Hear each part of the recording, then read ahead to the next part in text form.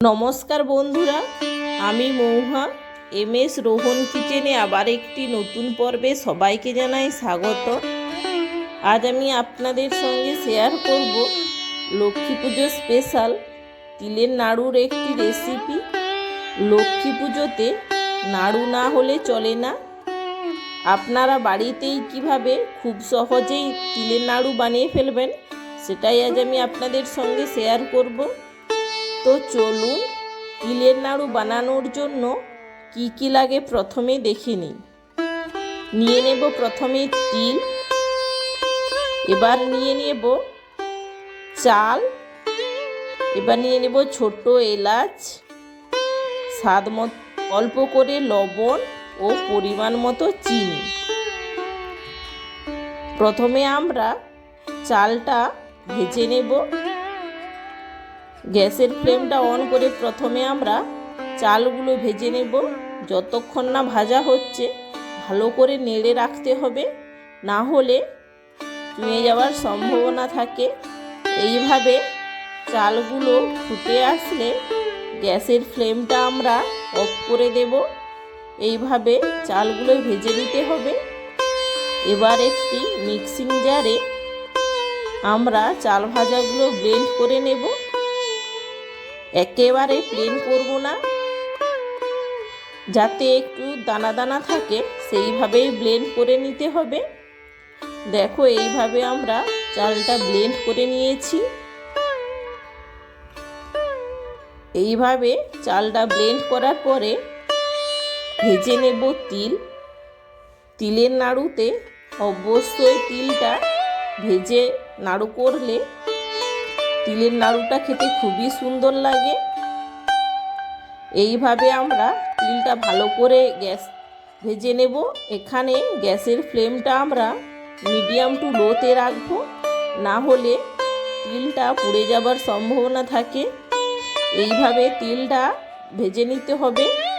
তিলের যখন একটা খুব সুন্দর গন্ধ উঠবে বুঝতে হবে যে তিলটা ভাজা হয়ে গিয়েছে।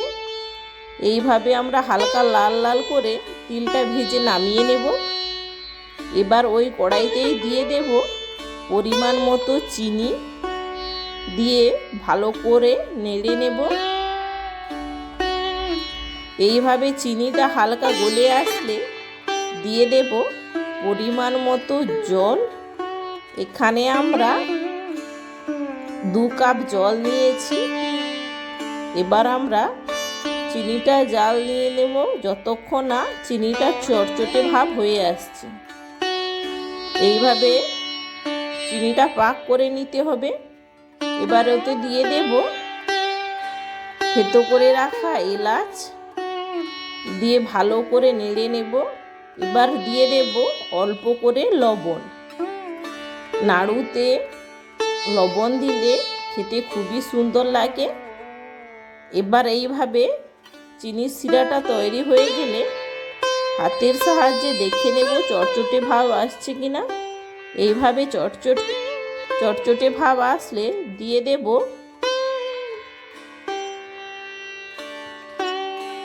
গুঁড়ো করে রাখা চালের গুঁড়ো, দিয়ে ভালো করে নেড়ে নেব। এইভাবে ভালো করে নেড়ে নিতে হবে।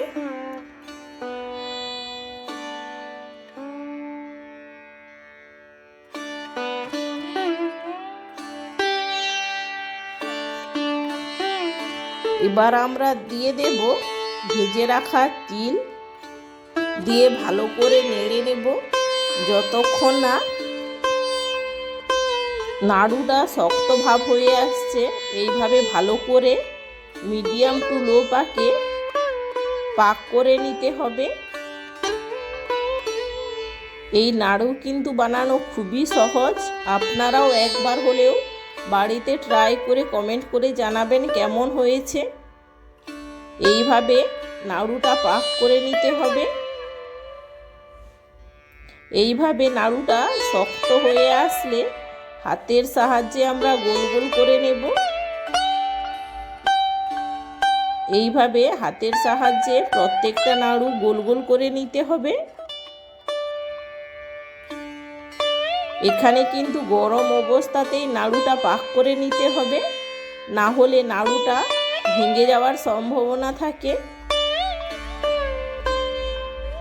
এইভাবে প্রত্যেকটা আমরা নাড়ু শেপ দিয়ে দেব। এখানে কিন্তু নাড়ুগুলো বানাতে গেলে হাতে খুবই গরম লাগে, তাই খুব সাবধানেই নাড়ুগুলো বানিয়ে নিতে হবে। এইভাবে প্রত্যেকটা নাড়ু বানিয়ে নিলেই তৈরি আমাদের তিলের নাড়ু। আজকের এই ভিডিওটি কেমন হয়েছে প্লিজ কমেন্ট করে জানাবেন। ভিডিওটি যদি ভালো লেগে থাকে অবশ্যই লাইক ও বেশি বেশি শেয়ার করে দেবেন। চ্যানেলে নতুন হয়ে থাকলে প্লিজ চ্যানেলটিকে সাবস্ক্রাইব করে পাশে থাকা বেল আইকনটি প্রেস করে দেবেন, যাতে পরবর্তী ভিডিওর নোটিফিকেশান সবার আগে আপনাদের কাছে পৌঁছয়। এতক্ষণ আমার সঙ্গে থাকার জন্য অসংখ্য ধন্যবাদ। দেখা হচ্ছে আবার একটি নতুন কোনো ভিডিও নিয়ে। ততক্ষণ ভালো থেকো, সুস্থ থেকো।